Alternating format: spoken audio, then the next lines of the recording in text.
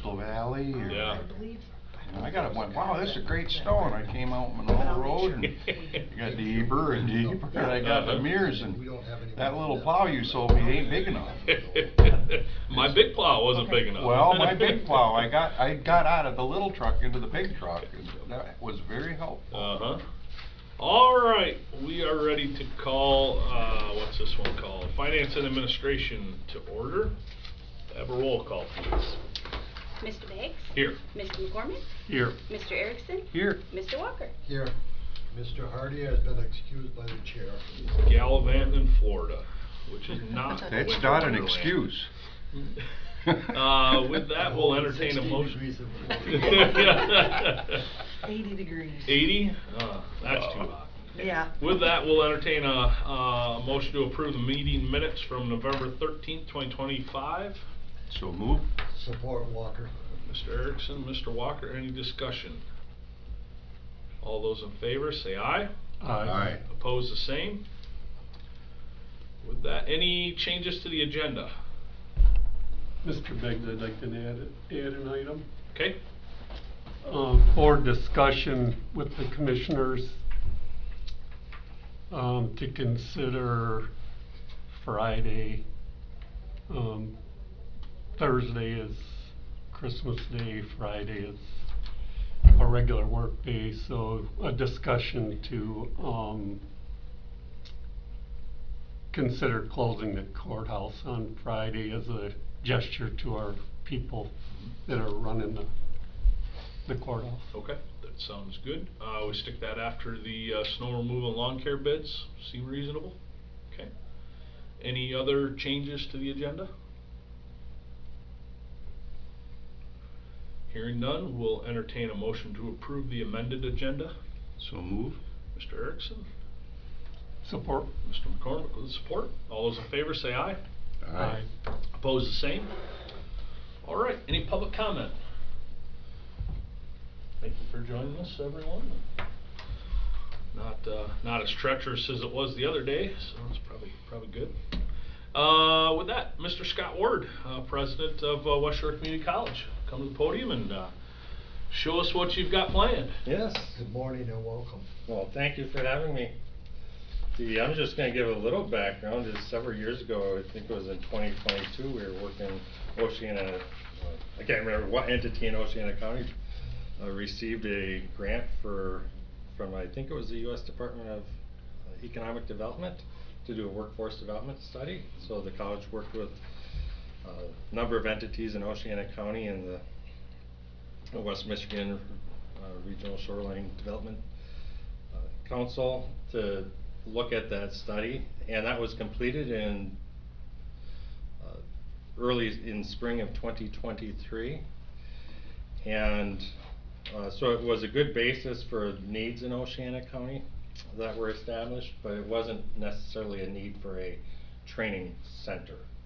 It didn't show that, but it did show what workforce development gaps there were in Oceana County. So later that fall, Nicole Kleiner, who's currently now the city administrator, contacted me and said, hey, there's this grant opportunity from the state of Michigan for community centers. And we had been in discussion on that for a number of years with different entities looking at different opportunities in Oceana County. And it's really, you know, from my perspective, you have to find the right fit, not just force. Just don't build it and hope it works. You have to find the right fit in the partnership. So we submitted a grant application to the state of Michigan for community centers, and the state of Michigan at that point had $60 million available for these community center grants. The requests far exceeded their expectations. They had $1 billion in requests. So $1 billion in requests. We ended up getting $1 million of that $60 million. So we got, you know, that was one of the largest ones they gave out for this project. I think that as I work on several issues statewide, how Oceana is viewed by the state, recognizing there's the poverty, the lack of education somewhat higher education desert, the lack of a college-going culture, but also the importance of Oceana County in the state's economic, how important it is as a, especially an agricultural hub for the state. So state's very interested in Oceana County on several realms. So it was really great to see that grant come in. That was a catalyst for us to look at this, really make this project go forward. And on that note, this total project, we are estimating about $6.5 million. We have raised, from that $1 million grant, we have another $2.5 million in other funding we have coming in from outside entities. So the college will be, we're estimating to put in $3 million towards this project, but it also speaks a testament to this project to see the other, to be able to raise $3.5 million to make this go. I think it speaks power to this project. And we have a model of this project in Manistee. So in Manistee, we opened a center in, we opened it in January of 21. So we built it during 2020. We built it out during COVID. Governor delayed our construction a little bit, but we got over that hurdle and opened it in January 2021.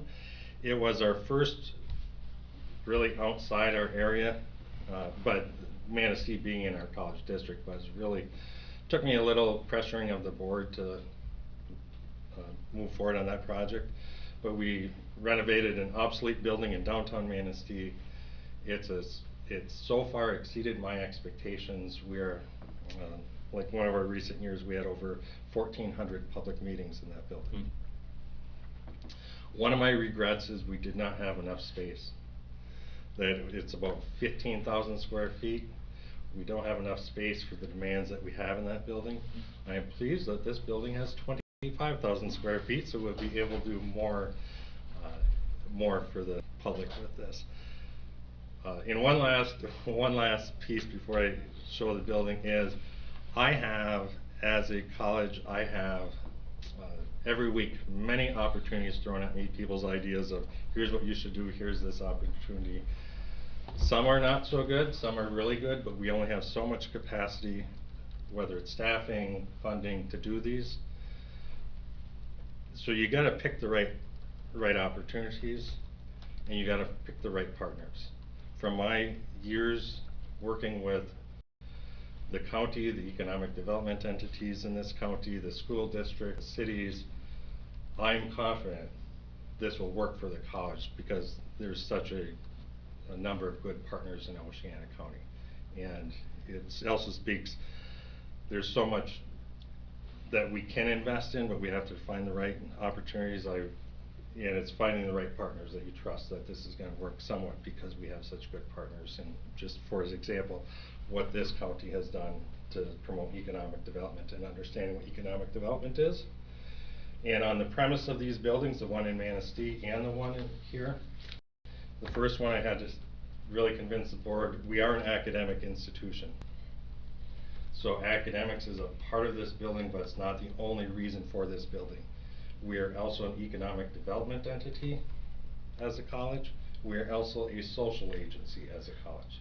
So can we combine all three aspects? We've done that very well in Manistee, bringing in economic development like the Chamber of Commerce, their Economic Development Council, Michigan Works, bringing in the social aspects, including Michigan Works and the Community Foundation.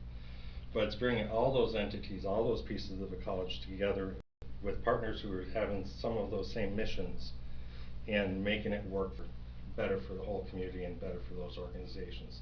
So I'm excited that I really have the anticipation that this building will be as good, and because of some elements of this building, even better than what the success we've seen in Manistee. So with that, here's an outside view of the building. There is some work that we will still be, some of the signage and stuff have to go through city approval, so there might be some minor modifications, but this gives you a good overview of it. We'll have two entrances at the end that are really employee only. One main entrance for most of the elements of the building, and another element where we're gonna have the food bank. So we'll have a food bank. It was an easy conversion to put the food bank in the old grocery store. Mm-hmm. This is another element of the outside view of what you'll see from street level, and what we envision the parking lot to be. And then this is the building itself. So coming in on the far end, this will be the food club. Food club entrance. We'll also have, working with Stella's Coffee Shop, to have a drive-through, but also walk-in for the occupants. So have that restroom servicing both those entities. Coming in the main entrance, this is very similar to the setup we have in Manistee, is 2 classrooms that can be opened into one big public meeting space. So we'll have that available. Have a reception desk. This is one of these concepts, is all the entities that will be in here can share one reception desk. That we don't, Michigan Works, the college, the Community Action Agency, all having separate receptionists. We just share that, reducing costs for everyone, making it more sustainable. So reception out here. This will be a small computer room for Michigan Works, but again, it's a shared space, so if college needs it, we can use it. Coming in here is all shared office space, so there will be designated office space for partners like Michigan Works and stuff, but we have meeting rooms, conference rooms, offices for Michigan Works, the college Community Action Agency, all in this suite. This is, so both this, which we don't have in Manistee, the food club, which is a great addition for the community. And then what this space is what we're calling an apprenticeship training room, but more, it won't be a dedicated lab such as electrical or welding, but have a flexible space, so as we have demand, we can bring in the training that's needed. Welding, robotics, EMS training, that it'll be flexible lab space with a classroom with computer stations back here for tech courses too. So restrooms servicing the main lobbies, restrooms for the staffing area. That's probably 90% complete. A few modifications as we're going on, but there's the concepts. I just presented at the city board meeting a few weeks ago. We have some questions. Is the tuition is typically not a challenge for going to community colleges. The barriers for student success are food, housing, and transportation. So what we're doing here is we're helping both the community and the including our students with some food accessibility to food, but hopefully also reducing some of those transportation barriers of having some education opportunities within the county, so they don't have the transportation. So those 3 main barriers, food, housing, and transportation, we're addressing 2 of those, hopefully within this building.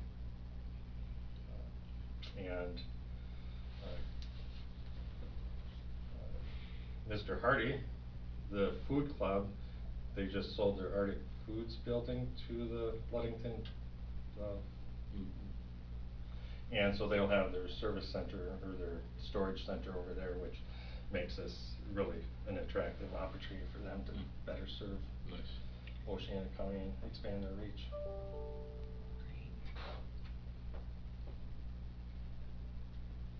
That's exciting. Any questions for Mr. Work? I think it's phenomenal. Yeah, I remember, when Nicole first started talking and then talked to Craig, and And then Seahawk stepped in, and I was glad to see the transition to West Shore from Seahawk. So it was a good thing it didn't get into private hands at that moment. Yeah, and I think it speaks also to the power of this, because Mr. Seahawk had his own visions, which were how he could really improve the community, not for his own financial, but how he could give back to the community, which was an admirable vision. But for him to give up his vision for this vision also speaks power to someone to set aside their dream to what might be a better overall service to the community. So certainly appreciative of his. Yeah, Craig has willingness. been a very, very good citizen. Yes. In our community. No, that's wonderful, Mr. Word. So we anticipate, knock on wood, starting construction in January and hopefully by opening next fall. So September, October next fall. It's pretty quick. How many, people would work there every day, like just your regular staff that operate the facility? I would guess there'd be somewhere in the, around, on a daily basis, because there'll be a lot of people floating, Yeah. is say 8. Oh, yeah. And that's on this side of the building. I can't speak over on for these partners, but of course they'll have full-time people or full-time cover on the food club, but really on the Michigan Works College Community Action Agency, I would guess like maybe 8. What we did see in Manistee, so it's not only these offices, but we have a similar setup in Manistee, different shape, but we have what this area would be is more hotel and cubicles, because we have so many people that will come in for 1 day a week, 2 days a week. We started in Manistee with like 6 of those. I think we're up to 12 or so, just because we saw the demand keep growing in more, especially there's often agencies that don't need that full time, and they just, but like we have the Michigan, or the County Veterans Association in there, and agencies like that that really don't need the office space, full-time office, but can use this as a floating location. Do you think those are new hires or people that you'd move around that you already have in place that are trained, or? Well, for us, it'll be more limited. I think Michigan Works would just be transferring their employees from their current location. So I can't speak to the Community Action Agency. I just assume that they would be moving Yeah. from their current locations into there. But, and then we'll have to see where the demands and go as far as courses. But certainly what we also saw in Manistee is how much our investment, and I work closely with the Economic Development Council up there, I serve on that, is when you have a facility like this to bring in developers in the community, like what they had in the Chamber of Commerce, if you've ever been in their old building in Manistee, it was a conference room 1/5 the size of this. It was hard to squeeze in around it. And it's hard to recruit a developer to come in and spend $20 million on a project when they can barely fit in the conference room and have to squeeze, is how you can bring in developers, city, county, have those discussions, come use conference space here, and the difference of when a developer sees the community's investing in itself, to encourage them to invest in your community. So we saw a lot of that growth in developers much more interested in developing, and we've seen some of those developments in Manistee, which people are attributing to our building, that you're seeing other people invest when they're seeing the community invest. So I'm optimistic we'll see the similar results down in Oceana County. I'm excited to see that we are opening this up for the education piece of it, but also the fact that Michigan Works and Community Action, they're kind of unseen, they're in the background, and by doing this, it's bringing them to the front and letting our community know that those, you know, that's there for them to utilize. Yes. So, very exciting. How many do you suppose your classroom space can accommodate up to, roughly? I know it's easily 80, it might be a little more than that. Okay. It's when you're opening it up between the two. Sure. I think it's, I can't remember off the top of my head what we do in Manistee, but this is same size classrooms. We built it because it works so well. Sure. Up there. Super So it's exciting. At least 80. It's super outside of our county services building.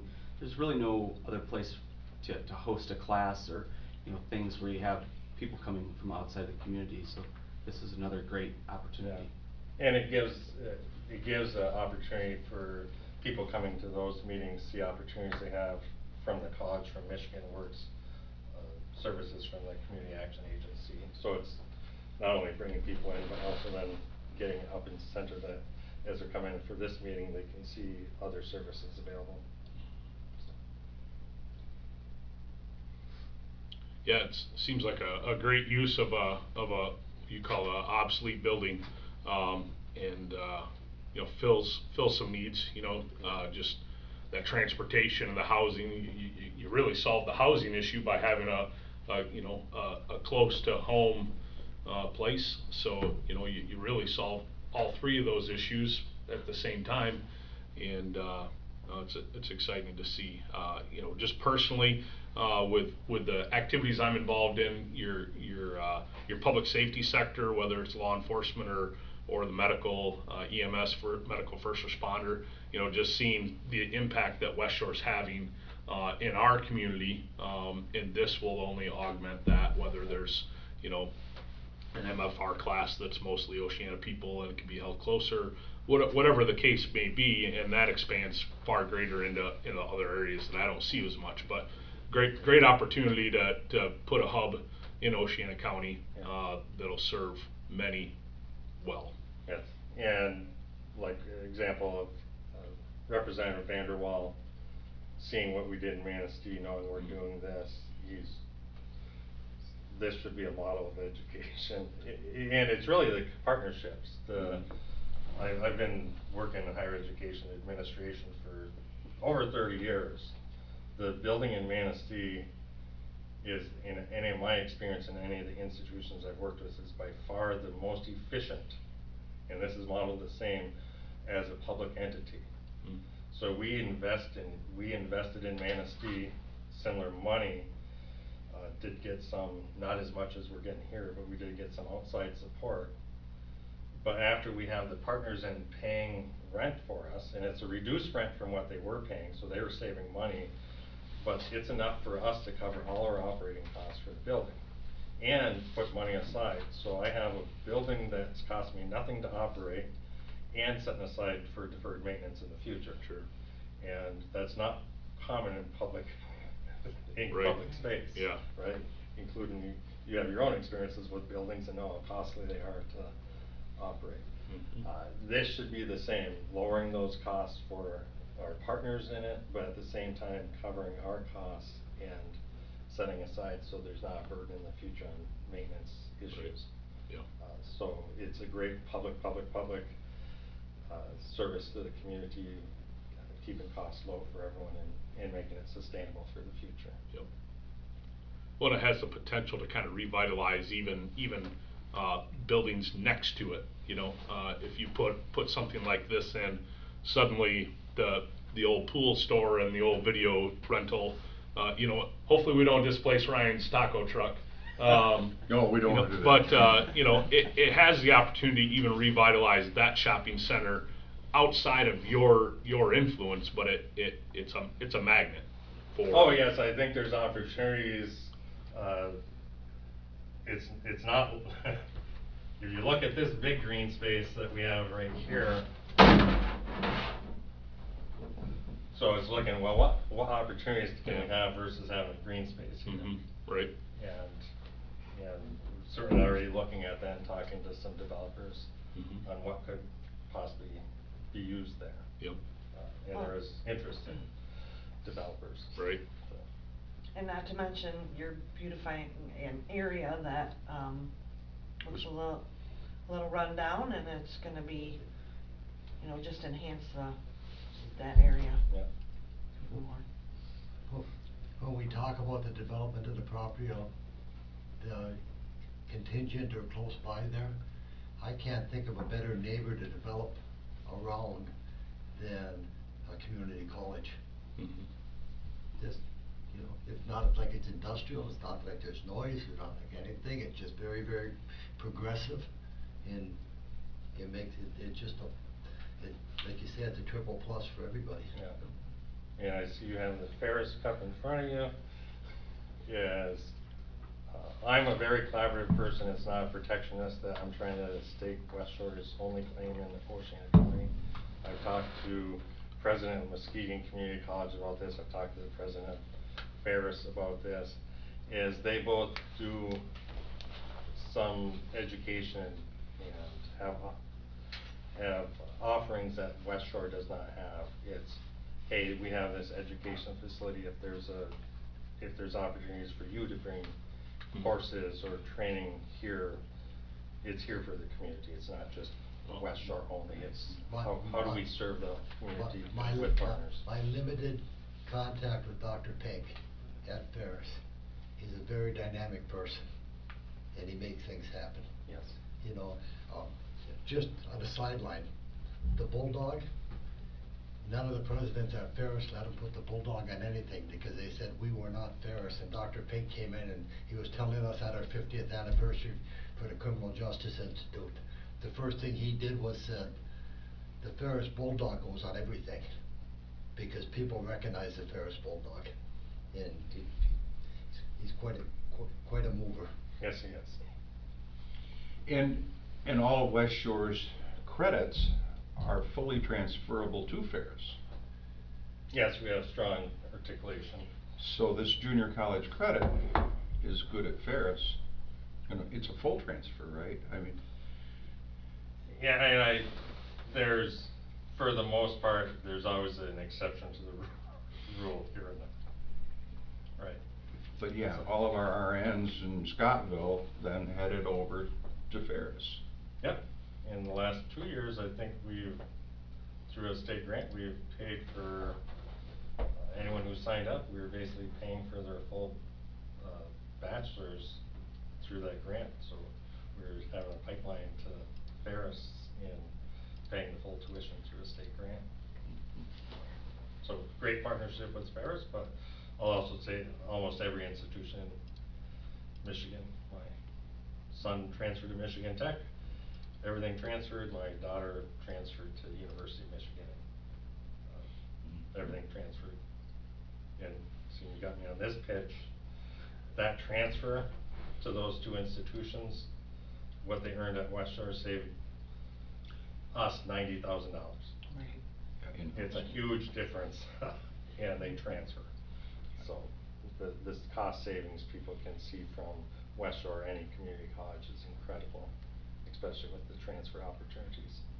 Yeah, and like you had said, housing was the biggest thing, and I recall a Walkerville graduation, you know, where West Shore scholarship was given to a girl from Bitely, and just the logistics of driving from Bitely to Scottville in this kind of weather for an 18, 19-year-old girl, very difficult. It's real hard once you get east to get somewhere safe, but with this, in Oceana County, we'll have people coming from the south and from the north and the east. And seeing I'm up here, I'll give one more plug off this building, but you mentioned the EMS program. So we started that it wasn't that many years ago. It's one of our fastest growing programs. I think we have students and we have locations, training locations in, I think 14 counties now because of the demand across the state, and there's not many colleges that are doing EMS training. So it's really opened up opportunities for us, and including we have location in the Upper Peninsula students. But we also have that same, some of our healthcare programs we've been expanding across the state that we're hosting statewide programs on several programs. I just saw, and it was really a request, I was working with the college, Oceana College Access Network and the other college access networks. So we were gathering some information to relay back to them of like, what is the out-of-pocket cost for students coming from Oceana County? Which is even lower than I expected. But there's a valuation. Some students are going with getting money back. Some students have zero cost. I think the average in Oceana County, the average was $330 out of pocket for a semester. But that does, some students are getting full Pell and getting $2,000 refund. Some students have a $2,000 bill, right? Yep. So it's not, but the average is, I think it was $330. But looking at those reports, oh my God, we have students in 43 counties now from all these programs. The breadth of how we're serving the state has really changed. Changed. Right. But part of it is I have a great team who's looking at this, and part of it is some other colleges are not looking at it more broadly, so they're looking at their district only, which would have been a decade ago, the board of trustees we had would not have considered us building a building out of district. But now they're seeing how important Oceana County is to us, and when I brought this proposal to them, there was 100% unanimous agreement with no debate or deliberations. They supported it 100%, but that's a change in the board culture, but also a great at the college to see that my staff supporting and leading this. I have staff who are really leading this project. I'm doing my other stuff. All right. I would like to thank you for having the vision and following through and making this happen. You're very welcome. Thank you very much. And again, don't underestimate the. It's only because of what I see in Oceana County that I'm comfortable doing this. From county board support for economic development, seeing what the city of Hart can do, what our work with the local school districts and how crucial partners they are. So it's really a testament to your county and all those entities. So thank you very much. Thank you. Thank you. All right, moving on, Administrator Byard, remonumentation peer group contracts. So, this is something that we do every year. I'm presenting the 3 peer group contracts for signature by the board chair for Patrick Bentley, Patrick Johnson, and Stefan Valier. Is that how you pronounce it? Valier? Okay. Any discussion? All reimbursement state. Yep. Okay. However, maybe you can give me some understanding of why we don't do these contracts at the beginning of the year rather than the end.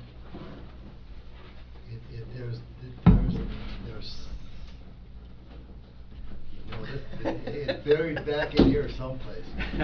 The county surveyor brings it forward with the 3 peer groups, the peer groups. And we've always done it this time of year. Okay. It's just because they do the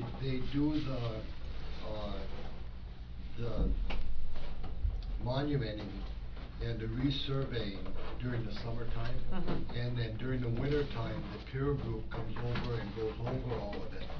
And it may be that they see who's available at that time to do it, because they're not doing the surveying, the field work during the winter, they're doing that during the summer, and then they're doing the peer group. Okay. Thank you for the explanation. With that, let's see, Veterans Affairs reappointment of Ben Cott for 4-year term. This was a recommendation from the Veterans Board. It's just a reappointment of Mr. Cott for a 4-year term to the Veterans Affairs Board. And I'll just say, as liaison of that board, he's a good member, lots of input, very active, as they all are. That's probably one of the most active boards, hands-on, that that I've seen, so. Okay. Ms. Byard, County Clerk, request for reimbursement for 2019 promotion to Chief Deputy. If you recall, previously we had, during the budget discussions, we had some legislation that came to us about a chief deputy and us reimbursing for when she was promoted to that position. We received a request from the county clerk with regards to her promotion from 2019. I did send that off to the county attorney. He provided me a statute that there's a 6-year statute of limitations, so therefore I started because it would have been 6 years up to the point that we received the request, so I calculated from that point forward. Have you discussed this with? Yes. Is it agreeable? It is.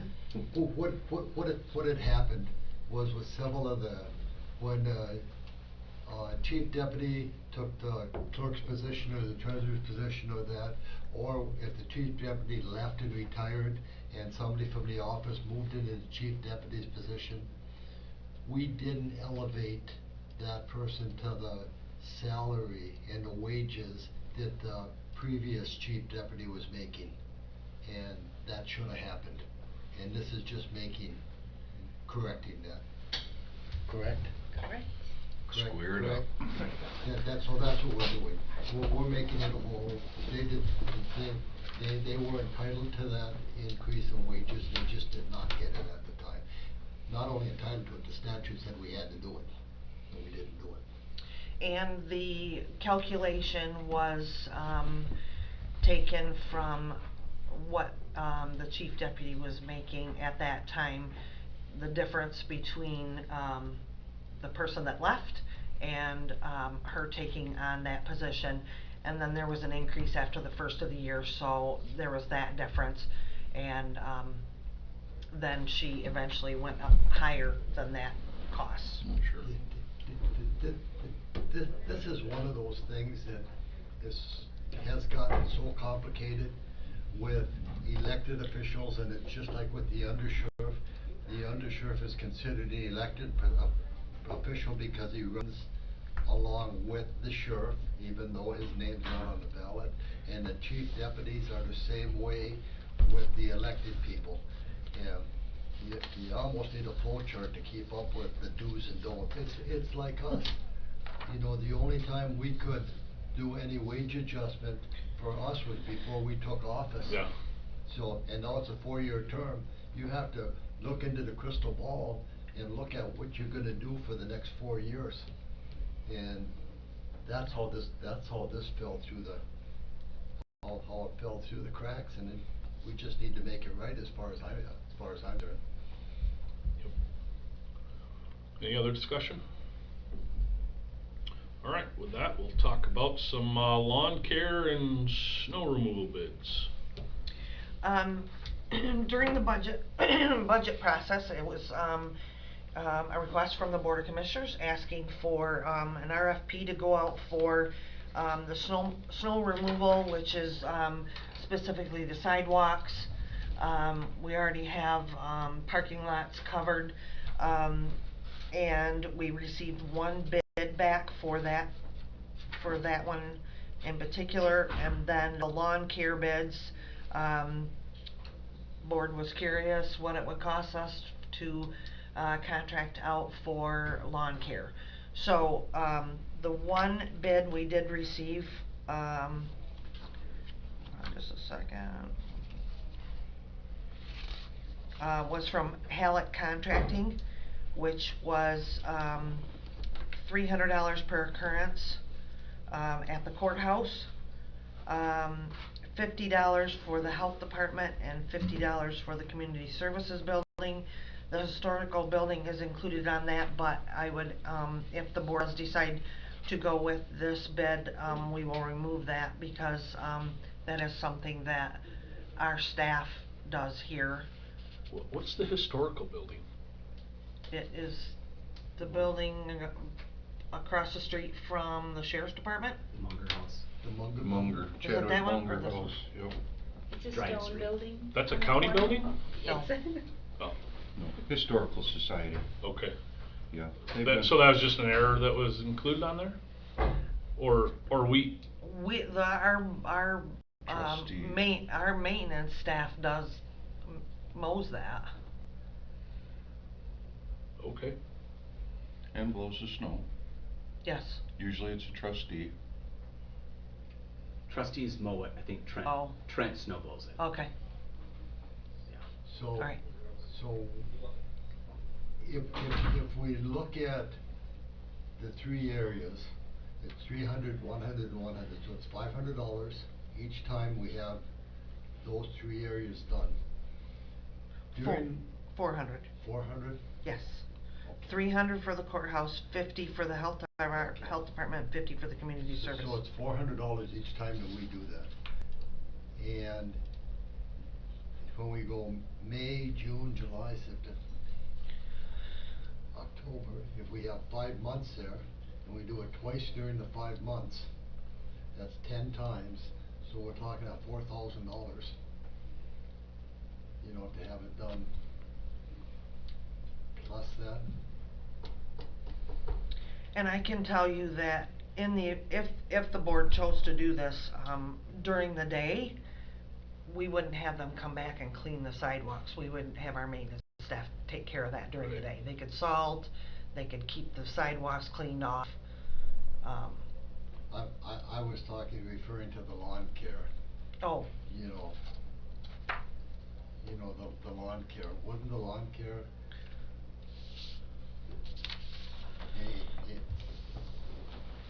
yeah, well, I was mixing the two of them up. okay, sorry. So $10,000 for the lawn care during is the lowest bid.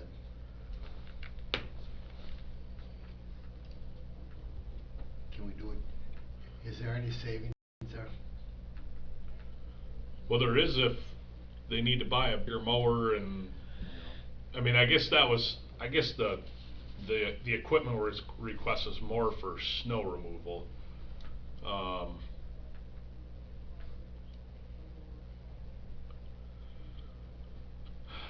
I had a thought, I was the one that made the request to look at bidding it out.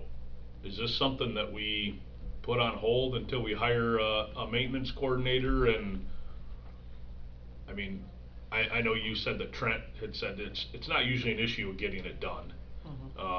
Right now it is a little bit of an issue because Trent's doing it all By by himself, himself. right. As far as the snow removal and stuff. Sure. And with us getting dumped on Tuesday. Right, Yeah, yeah. it was a little bit of an issue. He had some issues with the snow blower, but. I think you're right, Tim.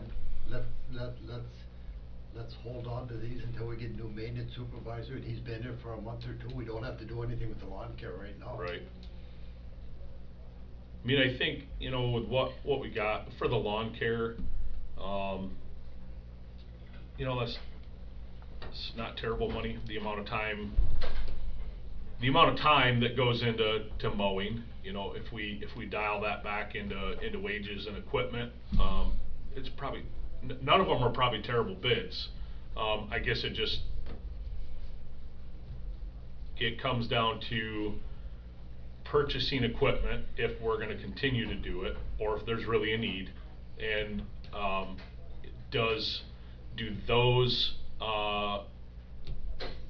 do those needs trump other needs in the building? Are they mowing when they should be remodeling or taking care of a leaky faucet, or we just have to look at, and I think a maintenance supervisor, when we hire one, will be able to help us understand that. Well, and the other thing, that technology has changed now. What would take 4 hours to do with a tractor type riding lawnmower, you take a zero turn mower, Yep. you're gonna do it in 2 hours. Right. Or 3 hours, do you think, Joel? I'd say cut it in half at least. Cut- Yep. Yeah. I know I have, and I know you have zero turns too. Yeah. The zero turn mowers really cut Right. the time. And then you throw a bagger on it for fall leaf cleanup, and I mean I don't know what our process is for disposing of the leaves. I assume the city probably comes sucks them up for us, but They blow it all. into they- the corner by the all- sheriff's office. Yeah, by the sheriff's department, and then they have to blow it out into the road before, when they know that they're gonna be coming through to suck it all up, so, it's a little time consuming Sure. with that, Yeah. yeah, but, so, and I don't know how much a zero-turn lawnmower would cost. I do. Okay. 6 to 8 grand. You Pardon me? charged me 6 to 10. 8 grand. Well, I haven't sold one in a while. See, that's why I'm not lowering pricing it. Call Barry. I don't know. Yeah, I don't even know anymore. But it's big and it's bad, and like you said, I can do 5 times the mowing that the old tractor It's a could do. tremendous difference. Oh, there's nothing like it. But if you're looking at that in comparison to one time Yeah. at that and cost, and the now manpower. you've made your money back. Right. And the manpower. Yep. And I the think the fuel. mowings are probably in excess of 20,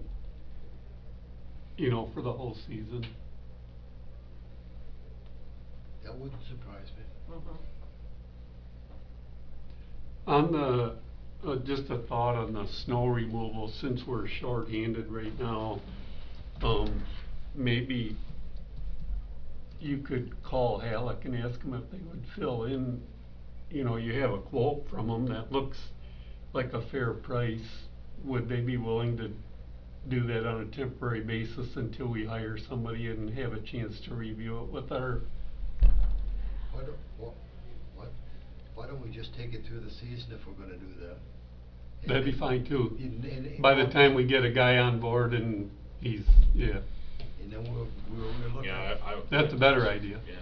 I think Well, so. and really with not having a maintenance person, a supervisor on staff, you're saving those funds right now, so Yeah, those but could be used for. We can just go this. ahead and, and he doesn't have to jump right into all of that. Why don't we just take it Take through care of the take snow. it through the season, then we'll know what it looks like before and evaluate it next year. So we get another storm like we have, it's just too much work for Yeah. Trent to, it's kinda Well- overwhelming if you get a big snow, Well, I think we have to give credit to one of the people in the administrator's office who went out and helped shovel snow on the sidewalk. Yes, she did. That's good. Jana went out there and was cleaning off some of the sidewalks when she got here. She And said, when I- I'm gonna That's go the out. way to do it. When I came through town that morning early, and Halleck was all over it along with all the city boys, we had a pile of snow down here at the stoplight that headed towards Lorenz's that was massive, and we're moving snow down to the lake, and it, just to alleviate this, these guys start at midnight, and this is all done by 8 a.m. Well, and if they come through and you get a big snow drop, and they get it done, and if something has to be done during the daytime, they don't have to come back, if there's a dusting or salting that needs to be done, Trent can handle that. I would be in favor of awarding it to Halleck to go through the year, and then we'll reevaluate it to see how it worked out. Yeah, I think That's that's a good idea. plan. He's got a good team that works, I saw probably 5 Halleck trucks that morning going up the street. They were. Well, on their everywhere. quote there, they said, they're saying they got 2 snow blowers and 5 guys, so that's, we got one. Yeah, and get one guy and one blower. Well, And they shear a pin and now we need Yeah, a new blower. right. But you're right, I think it was 50 grand for that snow removal tool that when we started this conversation. And that might have been a bit extravagant. for 55, I think, what- total, yeah. But the city has a beautiful one, and I don't know if they run right down the street here now, but I saw Adams, he was in it all day yesterday and the day before. They've got a beautiful cab enclosed snow blower that we don't have to worry about it. Yeah, do they do the perimeter of the block, that sidewalk, the city? Okay. No. No. No, we do all this. Okay. Yep. So really, that 300, I think that's pretty good. Right. Cause they're doing all the plus the sidewalks up by the building. Yep. I wouldn't get out of bed for $300. Not when you've got that much snow to remove and that much time to invest and. I think we had concurrence, Tim, we just let it happen. Okay. All right. Administrator's review of selected claims for payment and the administrator's report. Did you wanna do the Oh, sorry, discussion forgot, first? yep. I didn't write it in, so, Mr. McCormick, will you, lead your discussion on, day after Christmas? Yeah, so just a thought for, a gesture of our gratitude to the crew that runs the courthouse. It's an opportunity, it doesn't come along that often, the way the calendar falls, that, Friday is the day after Christmas, so this year it happens that way, so it's an opportunity for us to, give people an extra day off after Christmas. So I think it's worth a discussion and see if we have support to offer that. And maybe our administrator could give us advice if we're causing a problem by presenting it. Mr. Walker? I like the idea of this because we can't do bonuses, we can't do financial things like that. There's so many restrictions that we can't do. This holiday comes probably once every 7 years where it falls like this. And one of the departments we know, before the judge retired, he instituted flex time. And some of those people in that department are not working on Friday anyway, because they work the other ones. So they have that off. I think it's an excellent opportunity for us to say thank you to our non-union employees for the work they do all year. And I don't think there's gonna be a lot of work done on that Friday. A lot of people here are a lot done on that Friday anyway. And I think that we did this just once before in all the time that I've been here. And just to say thank you for our employees, I think, Joel, I agree with you, let's just, Is this, a motion that will have to be presented and yeah, we can do it. supported? I have it ready for you. Is there, Just in case, I have it ready for you. Tracy, do you have any input? Do the courts have anything scheduled that day, or? No, I have checked the docket and they have nothing going on Yeah, at that so time. we're not gonna torpedo anybody's previously. I mean, my business, we're gonna close on Friday. We're gonna take the 4-day weekend as a win, and you know, my situation is a little different. I'm probably not likely to have any suppliers open or any customers, and we don't have to worry about suppliers, but we're probably not gonna have any customers, so. And they all ask usually, Yeah. when our trucks run, they call ahead, are you open or not? Right. And I think it's a perfect opportunity to show a little thankfulness to the courthouse. Tim, does Melanie have any concerns about it? Fair question. I do not. No? All right.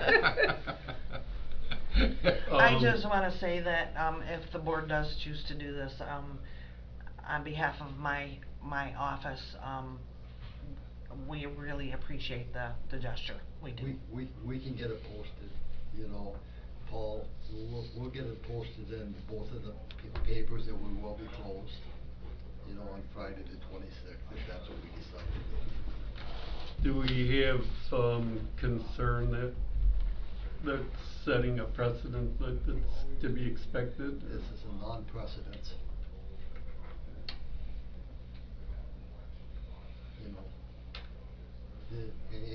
And it doesn't affect our union people, cause they're Going set by- forward, see.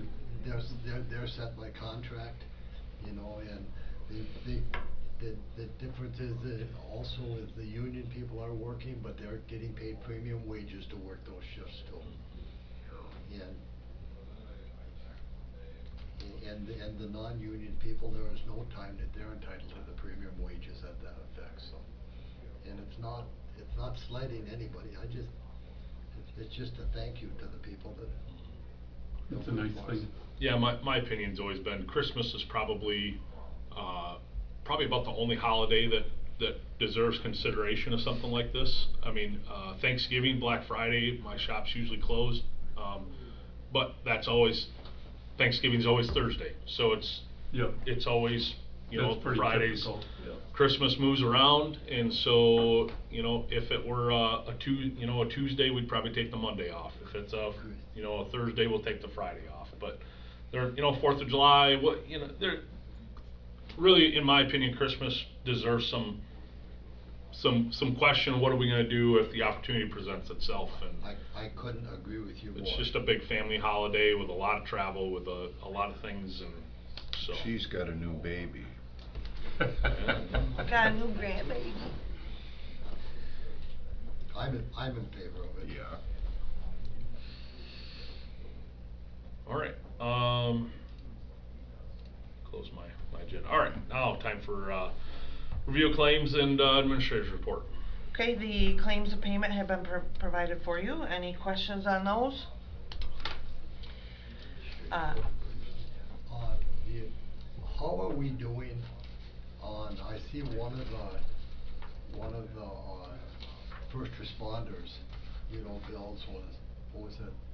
Almost $12,000. Are we doing okay in that fund right now? Yep, I've been watching. So, okay. So I was gonna mention this in my comments, but it's a good place to inject this. Hart Fire, I was just notified yesterday, is gonna start running priority 2s as well. So we'll need to continue to watch that. Yeah, for sure. And all Dune calls. So there'll be an increase from Hart Fire. They've previously been running only priority 1s, so now they'll be doing 1s and 2s and all Dune crash calls, which I think most of the Dune crash calls they've been going to anyway. But so there will be an increase. We'll just need to continue to watch that. Okay. Mr. McCormick. I have a question on the Veterans Affairs, and I don't know if you know the answer, but that 5,000 to Elite Air, do you know what that is? That is they pay for, sometimes gas, sometimes heat, sometimes, it just depends on, what needs their veterans have. And they have funds for, a relief fund specifically for situations like that. Yeah, So. We have never, and we should not have, the specifics on where that money is spent. And I have known that people have told me that they got assistance when their furnace totally died, the heat exchanger went on and stuff, and they didn't have the money to pay for it. There were assistance for things like that. It may have been something like that. I'm guessing. Yeah, I mean they'll like you said buy propane. They'll get wood delivered. I guess the thing that jumped out at me is I go down, I'm looking at all the numbers, and then I hit 5,000 even to a contractor. That sounds like an invoice written with a crayon. So I'm just wondering how they got It's to that quite number. possible that they, a furnace probably was more than that, where they may have just said, we'll give 5,000 toward the, I don't know the specifics, but, we'll award you 5,000 Yeah. toward the $6,500 bill. Yeah. It may be a negotiated price. Yeah, that's possible too. And I can tell you that those invoices go to the Veterans Board. Yep. And everything is approved through them before it even comes to us. Yeah, so they vet the need, and that's a separate meeting that I'm not privy to. They have that after their regular meeting when they go through claims, is what they call that. But yeah, I'm comfortable with it. I think that money even comes, I don't think that comes out of the millage. That's other income that they have through the VA or the state grants or whatever that they award that money out of. So That may be the veterans relief or the. yeah. Yes. So not to say that it's not our money, we don't need to worry about it, I think it's a valid question. Yep, But very it, much so. as liaison there, I'm comfortable with the number. I think it's gone through a process and it is for a veteran, and that's part of the reason they exist, is to help with those indigent needs, so. Good question though. I would think, and Tim, you would have more knowledge on this than I would think that the Veterans Affairs Office, when they do these things, they're very good at negotiating, they get in the best price that they can. Yeah, yep. They do a very good job with that. Yep. Okay. And it's quite possible, you know, I don't know anything about the contractor, but, you know, it wouldn't surprise me that a contractor would say, hey, this is a $6,500 job, but I'll donate the $1,500 in kind work, and, you know, there's a number of reasons the dollar amount could be the dollar amount. But I don't know any specifics, just spitballing. Correct. And I do know they get a lot of donations, lots and lots of donations too, so. Okay, there's an administrator's report that's been provided for you. On top of that, I do wanna point out that I have been in conversation with Jake from American Classic with regards to the transfer station, and the plan is for them to take over employees, take over the transfer station on December 8th. They have been getting in contact with utilities, with the credit card company and all that, so that they can get that rolling and started for that date. And then the other thing I wanted to bring up, Ed Vandervries talked a little bit about this when we were renewing his contract, about the fact that he was paying for the GIS and the mapping system, and that he would not be doing that any longer, that would revert to the county and we would be responsible for that. Unfortunately, the company that is doing that work has been informed that Ed's not going to be paying that any longer, and that they need to talk with us about a contract. They've been told that a few times, and we still have not heard anything from them. I am looking into some other mapping. I've been in contact with one of our surrounding counties, seeing if possibly what it would cost for them to do our GIS. Maybe another company, just getting some other bids and seeing what that might look like, and I will bring that to the attention of the board once I have that information. Okay. So Beacon may not be the company that we'd end up going with after we... Well, it's actually not Beacon. It is it's Schneider Geospatial. They're the ones that do all the updates to Beacon, and we pay for Beacon through them. So it may not be Beacon. If the board decides, we may make a change. I don't remember the reason. I really liked the Fetch GIS that we had previously, at least from my end using it. It was a much nicer interface, a much better, you know, but I don't remember the reasons Ed went away from them. Maybe it's cost, maybe dollars it's and cents. Yeah, but I mean, the Fetch, as far as a consumer interface, was a much nicer product. Well, it doesn't hurt to check it out and see if maybe we can go back to that. Yeah, it was probably dollars. Yep. So, But either tool is so very handy to get that parcel ID, and get the chain of title, and see everything all on one page, the reports. Yep. The other, Tracy has the Crystal Valley Dam inspection on this, that Eagle wants to come in and do an inspection and everything.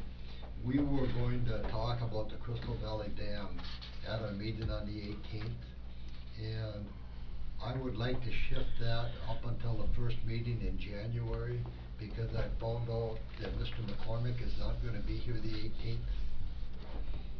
And he's gonna be excused by the chair, and I would rather that all the members of the board be here when we talk about this. I think this is the type of an issue that we all need to be present when we talk about it.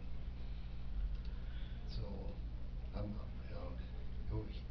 I don't think I'm hearing any objections. Let's move that to the January. And if we have to come in a little bit earlier for the time based on what else we have on the agenda, because that conversation is not gonna be a 10-minute conversation. No, and we should probably have Mr. Tiffany, available on the screen and. Let's find out where we are, but again, I think everybody knows my reasoning with that. I want everybody to have the opportunity to talk about that. I did put that, the inspection piece on there just to let you know that we're coming up on our 5-year mark, and that we'll most likely get a letter from them letting us know that we need to get that done, and from what I understand, they do it free of charge, so, we will see. A compliance inspection, of course, is free of charge. Yeah. Exactly. Until they get done. Right, until they're done, and then the Yeah. paperwork starts. Right, Yeah. right. Yeah, and they're so very aware of everything right now that, Jim talks to them quite often. Mhm. They know what's Yeah, going on. Ryan, you don't charge anybody to pull them over on a traffic stop, right? Yeah, that's free. Compliance inspections are free. Yeah, for sure. All right. Department head reports. Nobody else wants to go? Good morning. I did write a few things down. Sheriff's out of town the next couple of days, so you might have noticed that parking's a premium around here today, especially. It's been really busy in this building this week, as there's a whole bunch of court proceedings happening today. There's a jury trial yesterday and today, so the office has been really busy. Not only for the courthouse side, but especially for our side of the house. A lot of logistics have to happen and take place for jury trials to happen. So there's a lot of moving pieces and parts. So I just wanted to kind of catch everybody up to speed, just so everybody kind of knows where we're at in terms of staffing. We recently hired a corrections deputy due to a vacancy that we had. We had one person leave. And so we've filled that vacancy. This young man, we're really excited about. He seems to be just a great guy. He is already an Oceana County resident over in the Hesperia area, so that's super fun with a family, and so he's already started and seems to be fitting in well. So we're super pleased with him. And we just recently gave a conditional offer to another young man for a vacancy that we know will be occurring in January. So in January, we're losing a corrections deputy to the police academy, and so he'll be leaving, January 6th or whatever. And so we're excited that this person that we just gave a conditional offer to. He has corrections experience. He's also an Oceana County resident. He moved away for a period of time, and he worked at another county jail up in the UP, and so he moved back home, and he wants to come back to work in the corrections environment. So we're super pleased about that because he lives here as well now. His family is from here, so that's really good. And Andy has a little bit of experience, not a lot, but a little bit of experience. So that's a good thing.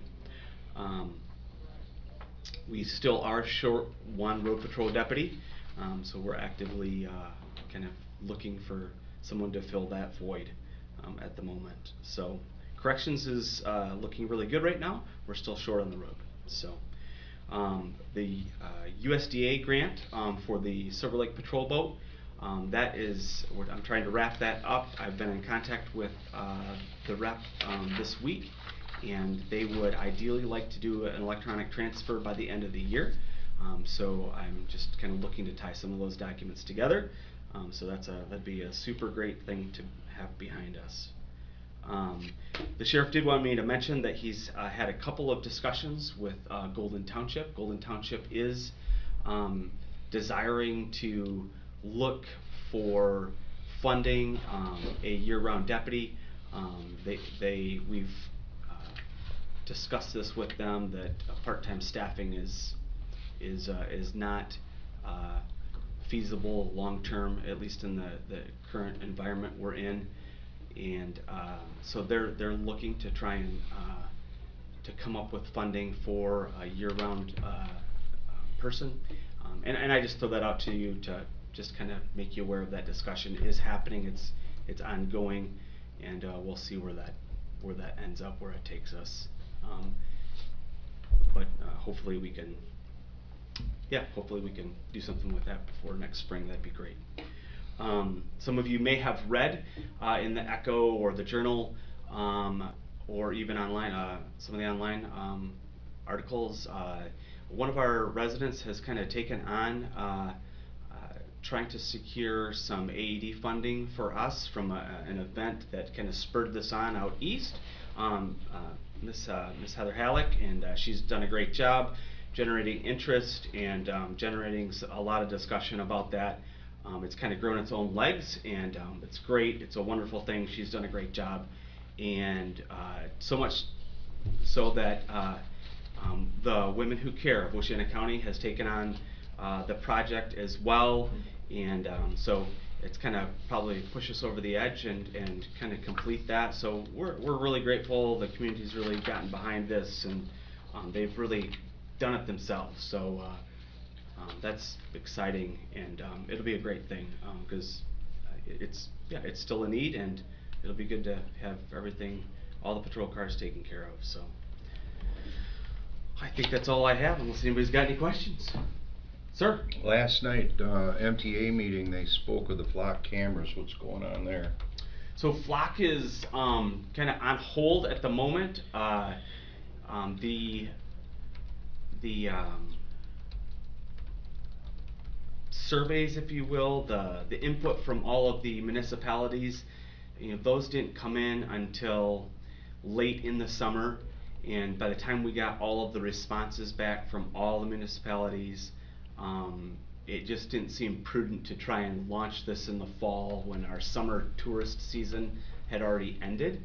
And so we spoke with Flock, and they agreed. They said, hey, we should push this off until next year. They said it's taking significant amounts of time to get MDOT permits anyways, for any of the state, the state trunk lines or state highways. And so given that lead time that it takes to get those permits back from the state, they said it would probably be best to push it off until spring anyways. So we're kind of just in a holding phase until springtime. Pentwater, it's kind of a different thing.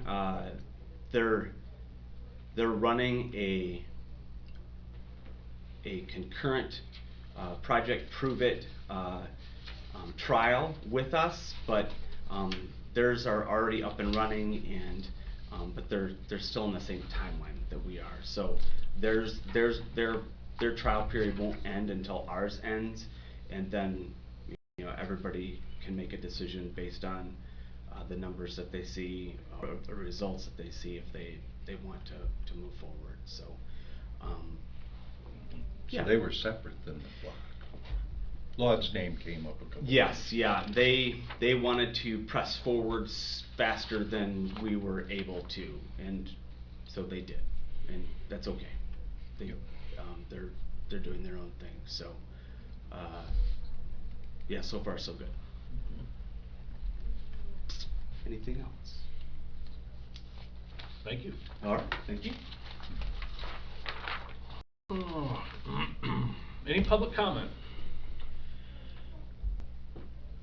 Hearing none, we will adjourn and reconvene at 11:30 for our regular board meeting.